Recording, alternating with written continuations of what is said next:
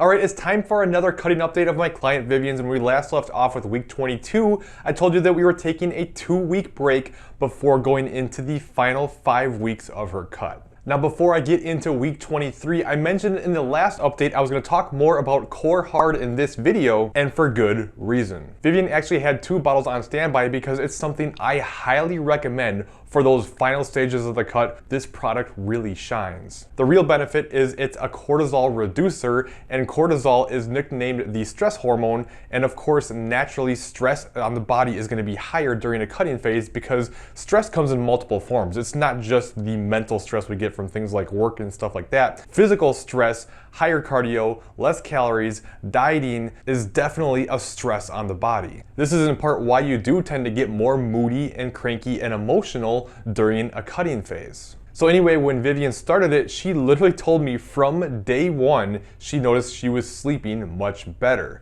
While she was getting a good 8 hours before, she was waking up 1 to 3 times per night, and as soon as she started taking hard, she was sleeping the full 8 hours with no interruptions, and that makes a huge difference. And this is something I noticed on my prep too. Once I got towards the end and I was on that final stretch when I was really lean, and sleep is just going to suffer at that point. There's almost no way around it. And I was getting maybe around 5 to 6 hours a night, and as soon as I started taking hard, I started sleeping a good 7 hours at least, and man, does that make a difference. And honestly, people who tend to benefit the most from this product are people who kind of suffer with more stress and anxiety just in general, and especially when you take into account everything that's happening in the world right now, cortisol is naturally going to be elevated. And I know, I get it, I actually hesitated to even talk about this because I hate to sound salesy. That's why you hardly ever hear me even talk about these products, but I kind of feel like it's a disservice to you not telling you about something that could really help. But I'm telling you, just about everyone who tries this product absolutely falls in love with it. I constantly hear from people who take Core Hard that they're feeling less stressed, that they feel better in general, that they're recovering better, that they're sleeping better. But of course, you don't have to take it. And if you don't want to use hard and want to use something similar that has some of the similar ingredients like ashwagandha or dim, by all means do so. Now they do have a special going on, at least at the release of this video, through the end of this weekend, and you can use code Colin to get an extra discount. So if you're like me and like to stock up on things that you know you're going to use, now's the time. Okay, anyway, with that out of the way, let's get into week 23, which was the first week of her diet break. She ended up being up 0.85 pounds for the week, but if you remember the last update, we were expecting this with her period due coming close to the end of the week, and her weight typically jumps up during that time. Not only that, but if you saw my last video about how to set up diet breaks, you know one of the reasons weight can elevate is because of increased glycogen storage in your muscles, so there's really nothing to be concerned about here. I'm going to keep pounding this into your head over and over and over again until you finally get it and understand that weight and body fat are not always one of the same.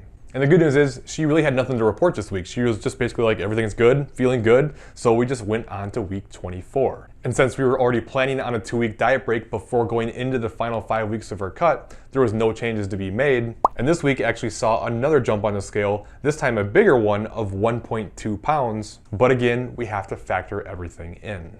For one, in the earlier portion of the week, she was in the worst part of her period, so that's when weight's usually elevated the most. So once again, that's a factor. And she also mentioned she had a lot more sodium than usual in her diet for the week, and extra sodium is going to make your body hold more water, which will show up on the scale. Also, things were a little bit off for her for the week. Her macros were a little higher than usual, nothing crazy, about an average of around 75 calories above what we were shooting for, so it's not like she went nuts, but it was extra. And on top of that, her steps were about 3,000 to 4,000 lower than what she normally gets. So of course, all that factors in too. Regardless, the good news is she said she was ready to dial it back in and get after it. And as I mentioned previously, we have to not freak out about some weight gain that can sometimes happen during a diet break, because any small amount of weight you might see is going to be worth the trade-off of your improved hormones and metabolism to make the rest of the process go better. It's just so important not to be afraid of seeing the scale go up ever, because it's an impossible situation and something that kills a lot of people's progress. So with that all said, it's time to get back on that cut, and we have 5 weeks left. So what I wanted to do was get more aggressive. Even though she was responding okay before we took the break, with there only being a short time left, I feel like it's a good opportunity to make that final push and see what kind of results we can get.